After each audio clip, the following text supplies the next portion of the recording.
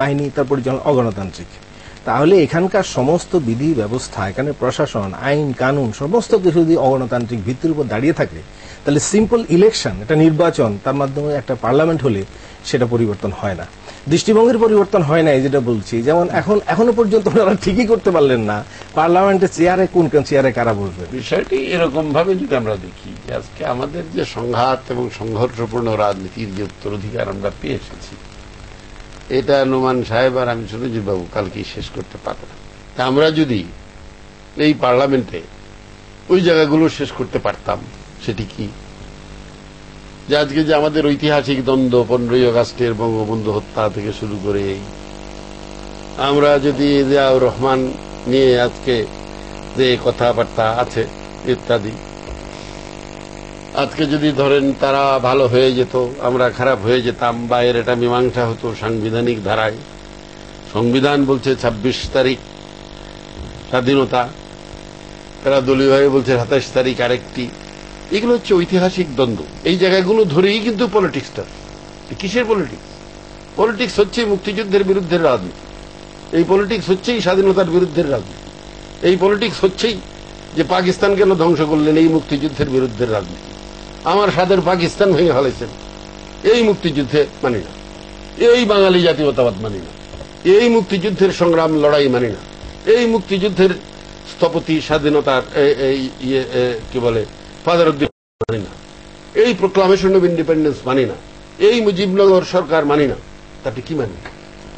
আমার বক্তব্যটা হচ্ছে, একটি দল বা জোট ক্ষমতা এসছে, তার যে দায়িত্বটা হচ্ছে যে সংসদীয় গণতন্ত্রে বিরোধী দল পার্ট অব দ্য গভর্নমেন্ট। কাজে বিরোধী দলকে আপনি পার্ট অব দ্য গভর্নমেন্ট চিন্তা করবেন কিনা, চিন্তা করে সেই রণনীতি রণকৌশল আপনি অবলম্বন করে পার্লামেন্টকে আপনি সজীব রাখবেন কিনা, এই দায় দায়িত্ব সরকারি দলের অথবা মেজরিটি যে পার্লামেন্টে যারা আছে তাদেরই বেশি। সেই জায়গাটায় তারা সেটা করে নাই। যেমন একটা বিষয় নিয়ে বারবার আলোচনা হয়, কিন্তু এটা অন্য ট্র্যাকে আলোচনাটা চলে যায়। যেমন ডেপুটি স্পিকার নিয়ে, ডেপুটি স্পিকার আমাদের মাননীয় প্রধানমন্ত্রী বলেছিলেন যে ডেপুটি স্পিকারটা বিরোধী দল থেকে নেওয়া হবে। এখন একটা বিরোধী দল আর একটা সরকার পক্ষ না, বিরোধী দল থেকে আমি ডেপুটি স্পিকার নিয়ে আমি একটা রাজনীতিতে অবস্থান, নতুন অবস্থান পার্লামেন্টে এবং পার্লামেন্টের বাইরে সৃষ্টি করব, এটাই ছিল কিন্তু বক্তব্য। তো সেটা গিয়ে আবার এক ভাগ দুই ভাগ দুইটা করা, আগে পরে আপনারা দরখাস্ত দেন নাই কেন, সেই জায়গায় চলে গেছে। সেটা একটা নীতিগত সিদ্ধান্ত। সেটা আমি ব্যক্তিগতভাবে মনে করেছি যে এই যে পার্লামেন্টে তার যে নীতিগত সিদ্ধান্ত, বিরোধী দল থেকেই ডেপুটি স্পিকার, এই কথাটা কিন্তু খুব একটা আলোচনায় আসে নাই। আলোচনায় এসছে ওই দুইটা একটাই ভাগাভাগি। তো সেই জায়গাতেও আসলে যেটা বললেন সেটা করলেন না।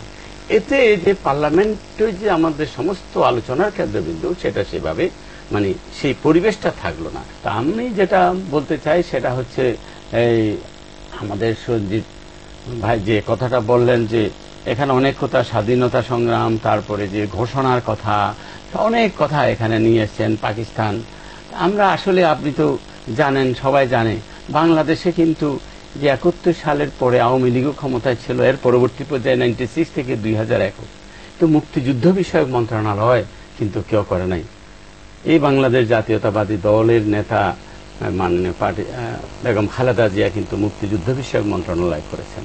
তা আমরা মনে করি মুক্তিযুদ্ধ হচ্ছে আমার আসলে মানে শেকড়, এবং সেখান থেকে আসলে এই বাংলাদেশ জাতীয়তাবাদী দল গড়ে উঠেছে। রাজনীতিটা হচ্ছে এরকম যে পুরো জিনিসটাই হচ্ছে যে একে অপরকে দোষারোপ করা। এই যে কথাটা এইভাবে আমি একটা উনি বলবেন একে দোষারোপ করার বলেন। ভারতবর্ষের রাজনীতিতে কোনদিন স্বাধীনতা নিয়ে, জওহরলাল নেহরু নিয়ে, বাপুজি নিয়ে কোনো ভিন্নতা আছে? পাকিস্তানের মতো একটা নিন্দিত সাম্প্রদায়িক দেশেও তাদের স্বাধীনতা নিয়ে, জিন্না নিয়ে কথা আছে? আপনি বিশ্বের কোন দেশে আছেন?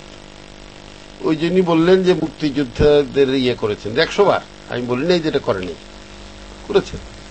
সাথে সাথে এই কথাটাও বলতেন যে উনি জামাতকেও রাজনীতিতে পুনর্বাসিত করেছেন। এখানে মুক্তিযুদ্ধের যে প্রশ্নটা আসছে, মুক্তিযুদ্ধের যে চেতনা, মুক্তিযুদ্ধের নেতৃত্ব দানকারী শক্তি আওয়ামী লীগ, এতে কোনো সন্দেহ নেই, তাদের নেতৃত্বে মুক্তিযুদ্ধ হয়েছে। কিন্তু আওয়ামী লীগ মুক্তিযুদ্ধের চেতনাকে ধারণ করে না। বলল না অসন্তুষ্ট হবেন, রুষ্ট হবেন, কিন্তু এখানে আমরা নিরুপায় বলা ছাড়া। কারণ মুক্তিযুদ্ধের যে চেতনা 4টে জায়গায় এসে কনসেন্ট্রেটেড হয়েছিল এবং যেটা সংবিধানে এসেছে। পাকিস্তানিরা গণতন্ত্র দেয় নাই, আমরা গণতন্ত্র চেয়েছি। তারা ধর্মের নামে ভণ্ডামি করেছে, আমরা সেখানে ধর্মনিরপেক্ষতা চেয়েছি। এবং তারা 22 পরিবারের শোষণ চালিয়েছে, পুঁজিবাদ, আমরা সমাজতন্ত্র চেয়েছি। তারা সাম্রাজ্যবাদের কাছে নতজানু হয়েছে, সিয়াটল সেন্টার করেছে, আমরা একটা স্বাধীন জাতীয় অর্থনৈতিক বিকাশ চেয়েছি। যেই কথাটা গণতন্ত্র, ধর্মনিরপেক্ষতা, জাতীয়তাবাদ এবং সমাজতন্ত্র এর মধ্যে এসছে। এই যে মূল জাতি চেতনা, এই চেতনাকে লঙ্ঘন করেছেন আওয়ামী লীগ এবং বিএনপি দুই দলই। যেমন ধরেন দ্বিতীয় সংশোধনী, যেটা আমাদের কথা ছিল যে আমাদের দেশ, এটা উনি তো সংবিধান প্রণেতাদের একজন, ওনার তো ভালোভাবেই জানা আছে, বলা ছিল যে বাংলাদেশে যেদিন সংসদ বসবে অটোমেটিক্যালি পাকিস্তান এবং ব্রিটিশ আমলের যত গণবিরোধী কালো আইন, মানে মৌলিক অধিকারের সঙ্গে অসঙ্গতিপূর্ণ সমস্ত আইন বাতিল হয়ে যাবে এবং স্বাধীন দেশের পার্লামেন্টে কোনো আইন এ ধরনের পাশ করা যাবে না। এটাকে বাতিল করা হলো। তাহলে আমরা কি গণতন্ত্রের পক্ষে ক্রিয়া করলাম? এবং এরপরে আবার বিএনপি, তখন তো বিএনপি হয় না, জিয়াউর রহমান সাহেব ওনার যখন সামরিক শাসন চলছে, তারপরে সেখানে 12 নম্বর অনুচ্ছেদ উড়িয়ে দিলেন।